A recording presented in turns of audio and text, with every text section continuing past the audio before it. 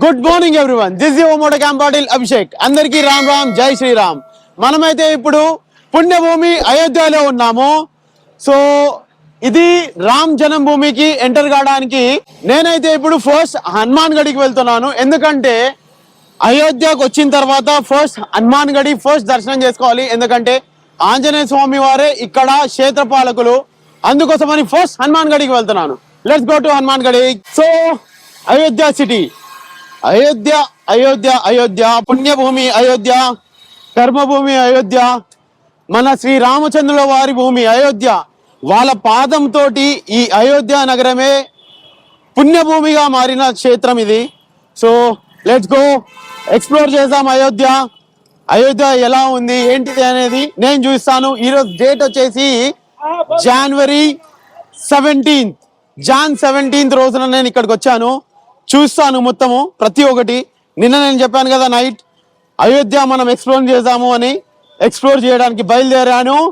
మీ Abhishek. Station నుంచి బయటికి వచ్చాక స్ట్రైట్ అట్లాగే వచ్చాక హనుమాన్ గరి నయా ఘాటన్ గేట్ కనిపించిందా? సో ఇక్కడ నుంచి స్ట్రైట్ గా లోపలికి వెళ్ళాక ఇదిగోండి టెంపుల్ ఏదైతే కనిపిస్తుందో ఇటే మనం వెళ్ళాల్సింది. రండి పోదాం, చూద్దాం.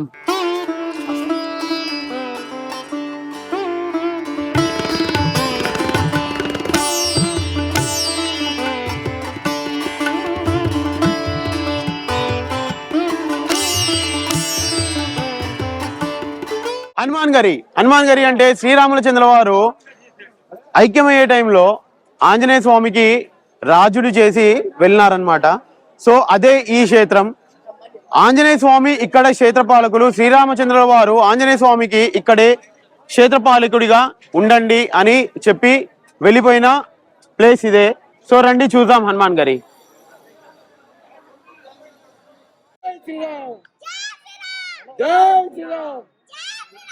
जय श्री राम, जय श्री राम, जय श्री राम, जय श्री राम. सब लोग थक गए बेटा, जय आप तो थकते नहीं अभी. जय श्री राम. చూసినారా రామనామంలో ఇట్లాంటి పవర్ ఉంటది. ఈ చిన్న పిల్లోడు ఒక ½ నుంచి జై శ్రీరామ్ అని అరుస్తున్నాడు.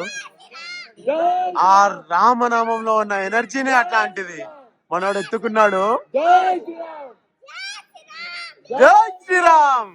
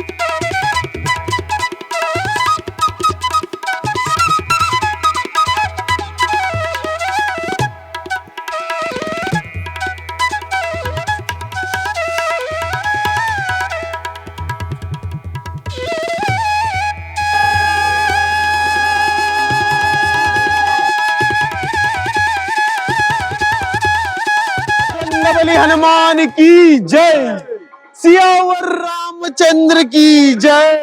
హనుమాన్ గరి అంటే ఆంజనేయ స్వామి వారి ఇల్లు. హనుమాన్ అంటే ఆంజనేయ స్వామి వారు, గరి అంటే ఇల్లు. సో దీనికి ఒకప్పుడు హనుమాన్ కోట అనేవారు. హనుమాన్ కోట్ అనేవారు. ఇప్పుడు హనుమాన్ గరి అంటున్నారు. ఒక్కొక్క సమయంలో ఒక్కొక్క పేరు, అది మనకు తెలిసిందే. అయితే ఈ ఆంజనేయ స్వామి టెంపుల్ కట్టించింది, హనుమాన్ గరి టెంపుల్ కట్టించింది రాజా విక్రమాదిత్యుల వారు ఈ ఆంజనేయ స్వామిని గుర్తించి కట్టించారు. ఎందుకు ఈ ఆంజనేయ స్వామి వారు కట్టించారు, ఈ ఆంజనేయ స్వామి విగ్రహాన్ని ఎందుకు ఇక్కడ కట్టించారు, ఇక్కడ ఈ గుడిని ఎందుకు కట్టించారు రాజా విక్రమాదిత్య వారు అంటే, శ్రీరామచంద్రుల వారు ఎప్పుడైతే అయోధ్యని వదిలిపెట్టి వైకుంఠానికి వెళ్ళబోతున్న సమయంలో శ్రీరామచంద్రుల వారు ఆంజనేయ స్వామికి చెప్తారు, ఆంజనేయ నీవు ఇక్కడే ఉండి అయోధ్య నగరానికి రాజు అయ్యి పరిపాలించు, ఇక్కడే ఉండు అంటే ఆంజనేయ స్వామి వారు అన్నారు, నాకు ఈ అయోధ్య నగరాన్ని పరిపాలించింది లేదు, నాకు నీ భక్తే కావాలి, నువ్వే కావాలి అంటే లేదు అని చెప్పి ఆంజనేయ స్వామి వారికి ఇక్కడి రాజుగా చేసి వెళ్ళిన స్థలం ఇది. సో ఆంజనేయ స్వామి వారు ఇక్కడ వారి తల్లి యొక్క అంజనీ మాత మీద కూర్చున్న విగ్రహం అయితే కనిపిస్తుంది. అంటే బాల ఆంజనేయ రూపంలో అయితే మీరు ఇక్కడ చూడవచ్చు ఆంజనేయ స్వామికి ఈ గుడిలో. అయితే అందుకోసమనే రాజా విక్రమాదిత్యుల వారు ఈ గుడిని డెవలప్ చేశారు, ఈ గుడిని మరింతగా కట్టించి ఇంత భవ్యంగా కట్టించారు ఈ గుడిని. సో ఇది హనుమాన్ గరి టెంపుల్ విశిష్టత. సో ఇక్కడ ఆంజనేయ స్వామి వారు ఈ అయోధ్య నగరానికి క్షేత్రపాలకుడు. ఎవరైనా కానీ ఫస్ట్ అయోధ్యకు వచ్చినారంటే ఫస్ట్ హనుమాన్ గరికి రావాలి, హనుమాన్ గరికి వచ్చి దర్శనం చేసుకొని ఆంజనేయ స్వామి వారి పర్మిషన్ తీసుకోవాలి. అయ్యా నేను మీ అయోధ్యలోకి ఎంటర్ అయ్యాను, నాకు శ్రీరామచంద్రుల వారి దర్శనాన్ని చేయించు అని మొక్కుకుంటే అప్పుడే శ్రీరామచంద్రుల వారి దర్శనం అయ్యేది. అప్పటి వరకు శ్రీరామచంద్రుల వారి దర్శనం దొరకదు. ఎందుకంటే అయోధ్య నగరానికి పరిపాలించేది, అయోధ్య నగరానికి క్షేత్రపాలకుడు శ్రీ హనుమాన్ గరి వీరాంజనేయ బాలాంజనేయ స్వామి వారు కాబట్టి. అయితే ఇక్కడ నిజంగానే ఆంజనేయ స్వామి వారు అయోధ్య నగరానికి రక్షకుడిగా ఉన్నారా? అవును ఉన్నారు. 1998లో ఇక్కడ బాంబు పెట్టినారు. అయోధ్య నగరంలో బాంబు పెడితే ఒక కోతి, ఆంజనేయ స్వామి వారు ఒక కోతి రూపంలో వచ్చి ఆ బాంబు దగ్గరికి వెళ్ళి ఆ బాంబు చుట్టే తిరుగుతుంటే పోలీసు వాళ్ళు దాన్ని గ్రహించి అక్కడ చెక్ చేస్తే అక్కడ బాంబు అనేది తేలింది. అప్పటి నుంచి ఈ హనుమాన్ గరి వీరాంజనేయ స్వామి వారి టెంపుల్ చాలా ఫేమస్ అయింది. అది ఇక్కడి అయోధ్యలో నిజంగానే శ్రీ సీతారాముల వారు ఆంజనేయ స్వామి వారు ఇక్కడే నిజంగానే ఉన్నారని ప్రజలందరూ నమ్ముతారు, నేను నమ్ముతాను, మీరు నమ్మాలి. ఇది మన సనాతన ధర్మం. जय हो श्री रामचंद्र की। तो भाई कहाँ से हो आप? दिल्ली से। दिल्ली से। आपकी शुभ नाम? श्रेयांश। श्रेयांश, कैसा लगा है अयोध्या? घूम लिया अयोध्या? हाँ, मजा आया, बहुत मजा आया, पूरा घूम लिया अयोध्या? हम यहाँ पर आए पहले, अब ये अयोध्या जाएंगे जो मेन टेम्पल है, और फिर इनसे बात करेंगे। इनसे बात करिए, आप बात करो। पप्पा तो सब पता है, पप्पा बहुत देख चुके हैं, आप क्या देखने वाले हैं अभी अयोध्या में? तो जो टेम्पल है उसे देखेंगे, उसके बाद फिर हम राम जी लोग के दर्शन करने जाएंगे। हाँ। और जो 500 साल से जिस चीज का इंतजार था, आज वो इंतजार खत्म हो गया। बोलो जोर से आप। जय श्री राम। आप जय श्री राम। आप जय श्री राम। आप जी जय श्री राम। किस चीज के लिए आए? हम भगवान जी के दर्शन करने के लिए, और हमारे बहुत ही अच्छे कुछ कर्म होंगे जो इन्होंने हमें बुलाया। वो है तो ऊपर से राम जी से इनविटेशन आया तो आप राम जी से आया क्योंकि हमारा कोई वो नहीं था, उन्होंने हमें सिलेक्ट किया इतने जनता में से कि आओ एक बार, और हम धन्य हो गए। जय श्री राम। श्री राम। चलो राम राम जी। రామ్ రామ్ రామ్ రామ్. సో చూసినారా, ప్రతి ఒక్కరు ఇక్కడ వచ్చిన వాళ్ళు ప్రతి ఒక్కరు రాముడి భక్తిలో లీనమై వచ్చినారు. చూడండి, అది రాముడి క్షేత్రం, స్థలం, పవర్. జై శ్రీరామ్. సో ఫ్రెండ్స్, హనుమాన్ గరి టెంపుల్ లో అయితే ఉన్నాము. ఇక్కడ మన తెలుగు గురూజీ వారు కనిపించారు. మన గురూజీ గారిది వరంగల్ అంట, రండి మాట్లాడదాము. గురుగారు స్వామి శ్రీ చైతన్యానంద, ఓకే అండి, వరంగల్ సిద్ధ పరంపర. గురుగారు నా పేరు యోగి హనుమాన్ నాథ్. మేము నాథ సంప్రదాయానికి సంబంధించినటువంటి సాధువును. ఈ గోరఖ్పూర్ మఠానికి సంబంధించినటువంటి సాధువులు. గోరఖ్పూర్ మఠానికి సంబంధించిన సాధువులు. మీరు ఎక్కడి నుంచి వచ్చారు గురు? నేను హిమాలయాల్లో ఎక్కువగా ఉంటాను. హిమాచల్ ప్రదేశ్ నుంచి వచ్చాను. నేను ఒక 4-5 రోజుల నుంచి ఇక్కడే ఉంటున్నాను. ఓకే. సో ఎలా అనిపిస్తుంది అయోధ్య? అద్భుతంగా ఉంది. ఈ ఏవో రకంగా 500 సంవత్సరాల తర్వాత జరుగుతున్నటువంటి మహత్కార్యం. మనం ఈ సమకాలీన సమయంలో మనం ఏ కాలఖండంలో అయితే జన్మించాం, ఇది ఒక మహద్భుతమైన సంఘటన. सद्धर्म साम्राज्य संस्थापना की दिशा में आगे बढ़ते हुए रामराज्य संस्थापना की दिशा में आगे बढ़ने का एक शुभ संकेत दर्शन हो रहा है और ये बड़ी सौभाग्य की बात है हम इस कालखंड में जन्म लिया. అయితే మీరు చిన్నప్పుడు కూడా ఎప్పుడైనా కానీ దీనికి ముందు కూడా అయోధ్య వచ్చారా? చిన్నప్పుడు నేను రాలేదు. దుర్భాగ్యంలో నేను చదువుకుంటున్నప్పుడు ఒక 8-9 సంవత్సరాల వయసులో ఇది కారసేవ జరిగింది.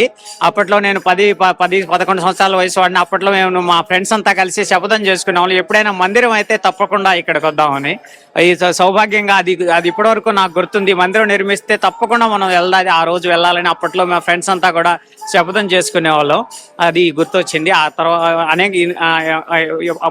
మొదటిసారిగా వచ్చాను. అయితే శ్రీరామచంద్రుల వారు మీ శపథాన్ని వాళ్ళు పాటించినట్టున్నారేమో, ఎందుకంటే మీరు అప్పుడు శపథం చేసుకున్నారు కదా టెంపుల్ అయ్యాకే మీరు ఇక్కడికి రావాలని. నాకు తెలిసి శ్రీరామచంద్ర వారు కూడా టెంపుల్ అయ్యాకే మీకు పిలిపించుకున్నారేమో అనుకుంటున్నాను. మీరేమంటారు? మంచిది, అలాగే అనిపిస్తున్నది. ఈశ్వరుని కృప వల్ల ఈ సందర్భంలో ఇక్కడ ఉండడం ఎంతో సౌభాగ్యంగా భావిస్తున్నాం. సమస్తమైన ఆంధ్ర తెలుగు ప్రదేశ ప్రాంత వాసులందరికీ నా యొక్క అపేక్ష, మీరంతా కూడాను ఈ 22 తర్వాత దర్శనానికి వచ్చి రాముని యొక్క దర్శనం చేసుకుని సౌభాగ్యవంతులుగా కావాలని కోరిక. ಥ್ಯಾಂಕ್ ಯು ಗುರುಗಾರು. ಜೈ ಶ್ರೀರಾಮ್, ಜೈ ಶ್ರೀರಾಮ್. ಫಸ್ಟ್ ನಾನು ಇಡೀ ಕರ್ನಾಟಕಕ್ಕೆ ಅಲ್ಲ, ಪೂರಾ ಈ ಪ್ರಪಂಚಕ್ಕೆ ನಾನು ರಾಮ್ ಜನ್ಮಭೂಮಿ ಶುಭಾಕಾಂಕ್ಷೆ ಹೇಳ್ತೀನಿ. ಯಾಕಂದ್ರೆ ನಮ್ಮ ರಾಮ್ಲಲ್ಲ 500 ಸಂವತ್ಸರ ಬಾದು 500 ಇಯರ್ಸ್ ಬಾದು ಇವಾಗ ಮತ್ತ ಅವರು ಬರ್ತಿದ್ದಾರೆ. ಅದು ಒಂದು ದೊಡ್ಡ ಹಬ್ಬ. సో ಅದು ನೋಡಕ್ಕಾಗಿ అయోధ్యకు ಬಂದಿನಿ. అయితే హనుమాన్ గరి నుంచి బయటికి వచ్చాక రాజ్వార్ మందిర్కి వెళ్ళాలంటే ఇదిగోండి, ఇదే రాజ్వార్ మందిర్. సో ఇక్కడి నుంచి ముందు గేట్ ఉంటుంది, అక్కడి నుంచి పైకి వెళ్ళాలి. రండి వెళ్దాం. శ్రీ రాజ్ దర్బార్ మందిర్. ఈ టెంపుల్ వచ్చేసి ఒకప్పుడు అయోధ్యలోనే ఎత్తైన టెంపుల్ గా ఉండేది. ఇప్పుడు దీని తర్వాత అన్నిటికీ ఎత్తైన టెంపుల్ వచ్చేసి రామ్ జన్మభూమి టెంపుల్. సో అయోధ్యలోని ఎత్తైన టెంపుల్ కి అయితే మనం ఇప్పుడు విజిట్ చేస్తున్నాం. జై శ్రీరామ్, జై శ్రీరామ్ బాబా, జై శ్రీరామ్. సో వచ్చేసాము టెంపుల్ కి. కొన్ని మెట్లు ఎక్కాలి, కొన్ని మెట్లు ఎక్కి ఎక్కితే అయిపోయింది. ఇదిగోండి రాజ్ దర్బార్ మందిర్. సో ఇక్కడ శ్రీరామచంద్రుల వారి విగ్రహాలు ఉంటాయి. పోయి లోపలికి వెళ్ళి చూద్దాంనండి.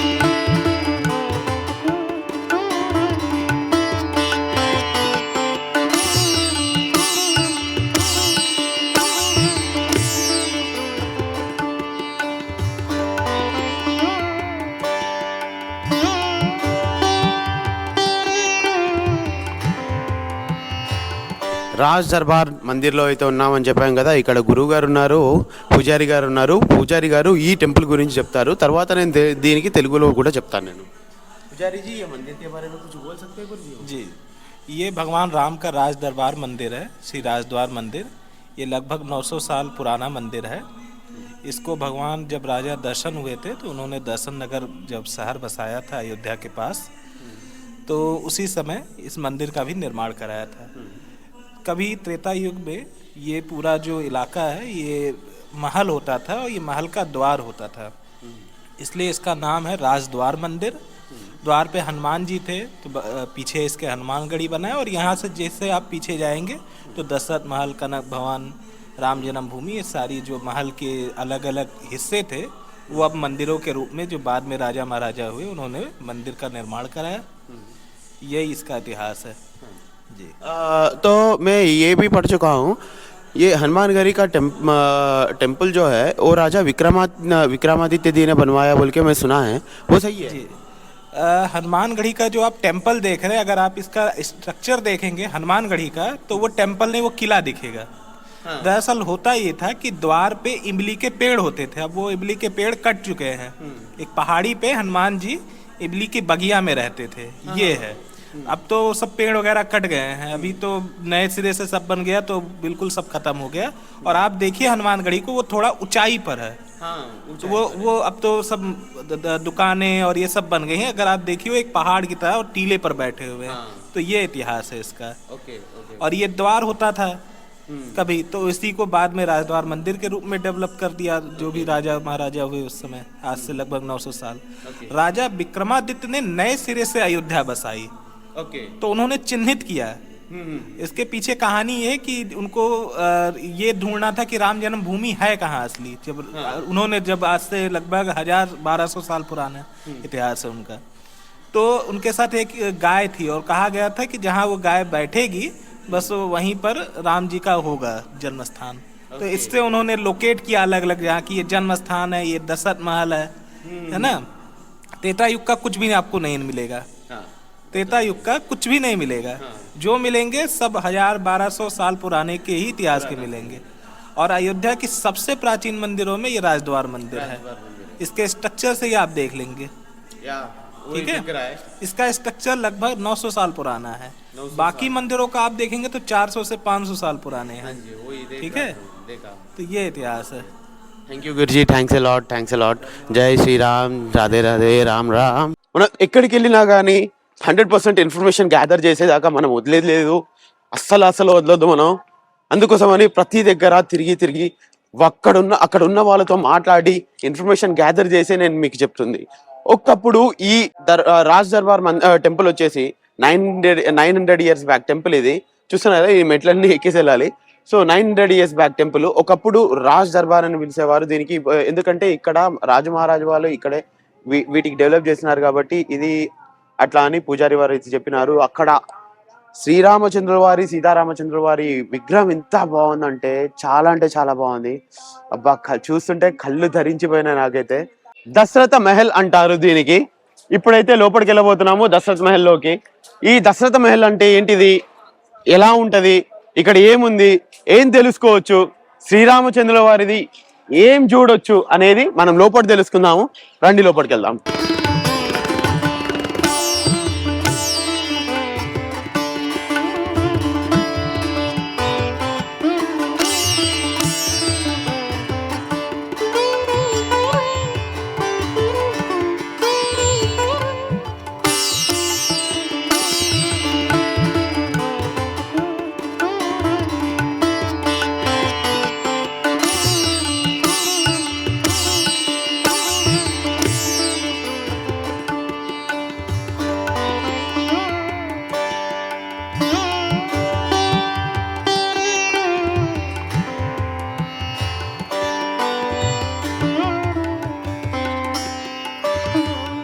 దశరథ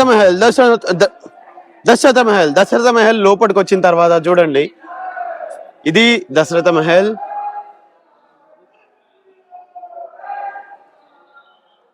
చూస్తున్నారు కదా ఈ ఆర్కిటెక్చర్ కానీ ఇది కానీ. ఇది దాదాపు ఒక 400 సంవత్సరాలది అని అంటారు, బట్ అనిపిస్తుంది.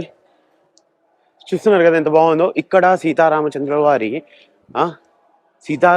వారి ఒక చిన్న టెంపుల్ ఉంది దశరథ మహల్లో. ఒకప్పుడు దశరథ మహల్ ఇక్కడే దశరథుడి ఒక అవంతిపురం ఉండేది, దశరథ మహల్ ఉండేది దశరథుడిది. శ్రీరామచంద్రుల వారు ఇక్కడే ఆడుకున్నారు, ఇక్కడే పుట్టారు అనేది. బట్ ఇది అప్పటిది కాదు, ఇది 7000 సంవత్సరాలది నాటిది కాదు, ఇది ఒక 400 ఇయర్స్ బ్యాక్ అయితే ఉంటుంది. ఇక్కడ మీరు దశరథుడిది, శ్రీరామచంద్రుల వారిది మొత్తం ఫ్యామిలీ చూడొచ్చు. చూడండి ఇక్కడ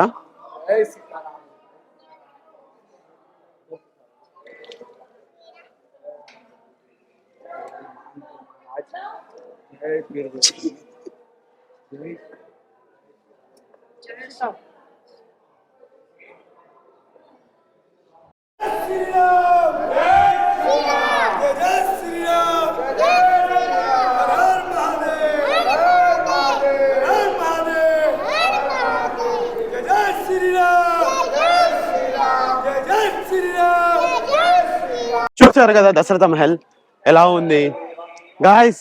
నేను అయోధ్యలో 3 to 4 days 5 days అట్లా స్టే చేసి ఈ వీడియో చేస్తున్నాను. ప్రతి ఒక్కొక్క రోజు ఎక్స్ప్లోర్ చేసి దాని గురించి చూసి అక్కడ నిలబడి గంటలు నిలబడి అబ్జర్వ్ చేసి అక్కడి ఒక లోకల్ చరిత్ర ఏముంది అది తెలుసుకొని నేను మీకు అందిస్తున్నాను. సో ప్లీజ్ నా కష్టానికి ఒకటే, మీకు తెలుసు, లైక్, షేర్, సబ్స్క్రైబ్ చేయడం మాత్రం మర్చిపోకండి. ఇలాంటి వీడియో మళ్ళీ మీకు దొరకదు. నేను చేస్తానో లేదో నాకు తెలియదు.